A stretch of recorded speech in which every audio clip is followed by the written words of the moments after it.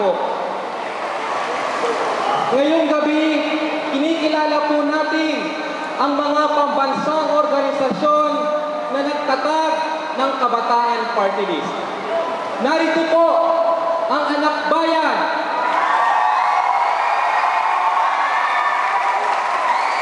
narito rin po ang League of Filipino Students,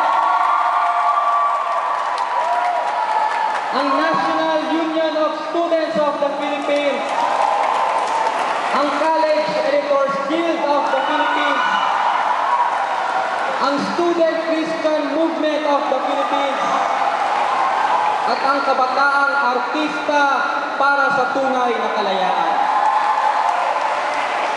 Mga kasama, bigyan din natin ng pagpupugay at pinakamalakas na palakpak ang mga martir ng ating organisasyon na nagbuwis ng kanilang buhay para sa pagsusulong ng bagong politika sa ating bansa. Mga kasama, kahapon po ang unang araw ng ating pambansang konbensyon. Tayo po ay naghalal ng ating mga pinuno.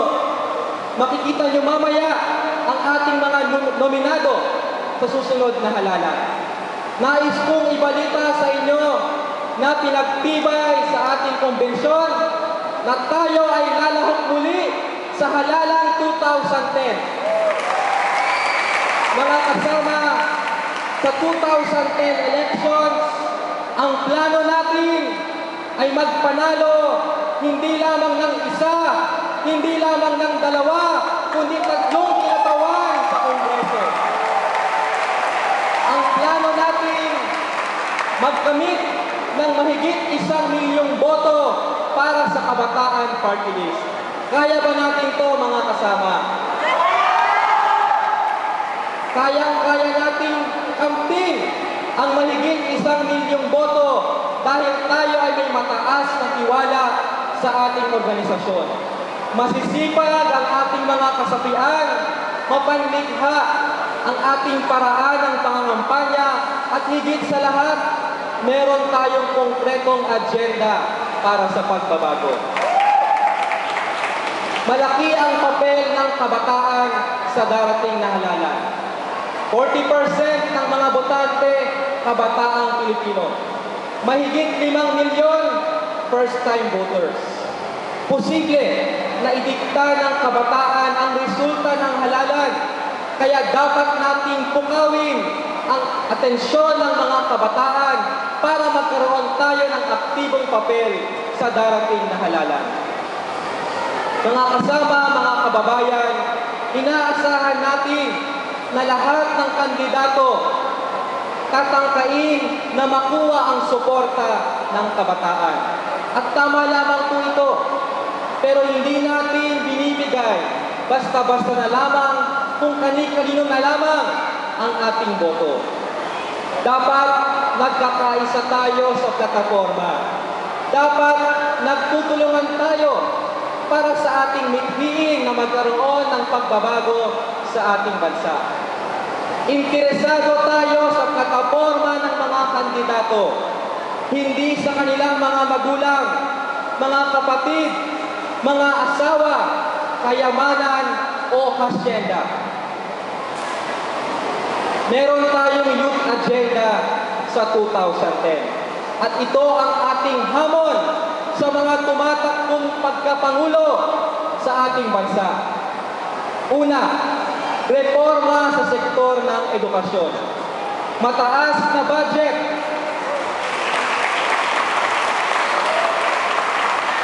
Mataas na budget para sa mga pampublikong eskwelahan.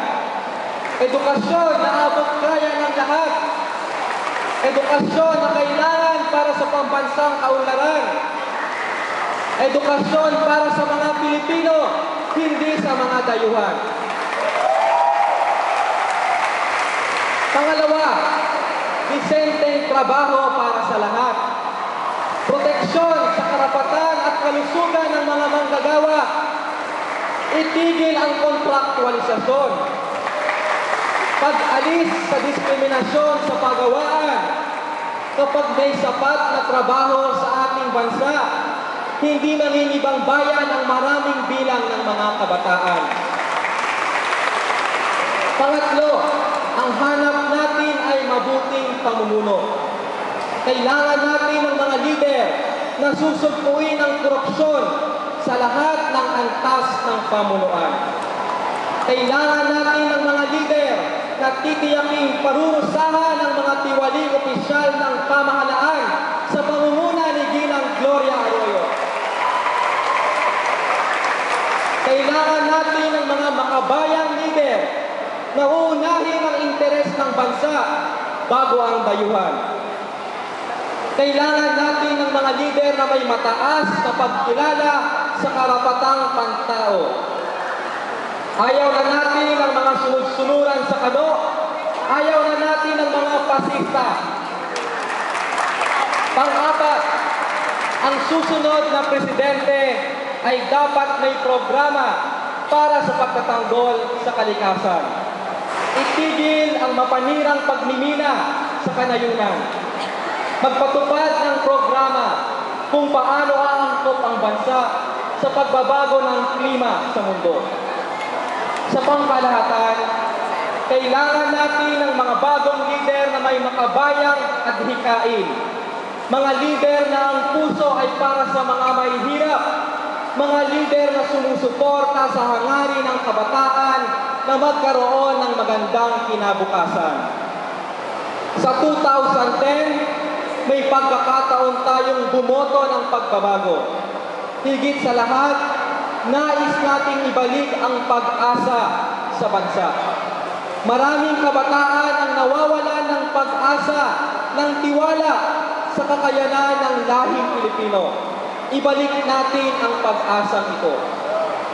Sa 2010, patutunayan natin mga kabataan na tayo ang pag-asa, tayo ang pagbabago. Naghahanda na ang lahat para sa 2010. Mga kasama, tayo ay handang-handa na rin sa 2010 elections.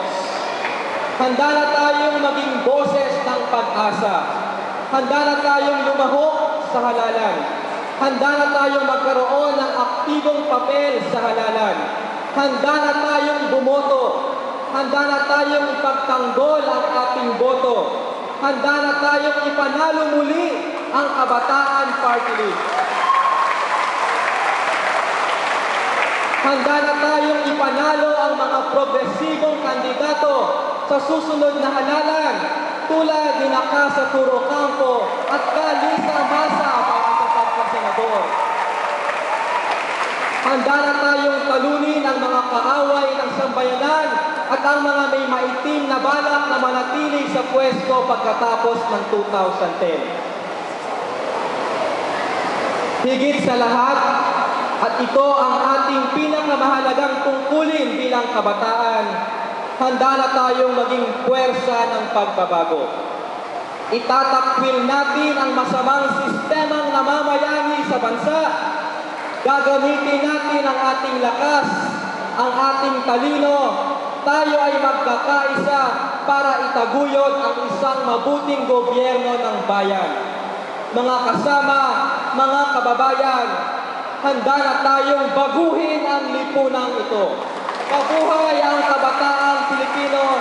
Mabuhay ang Kabataan Party!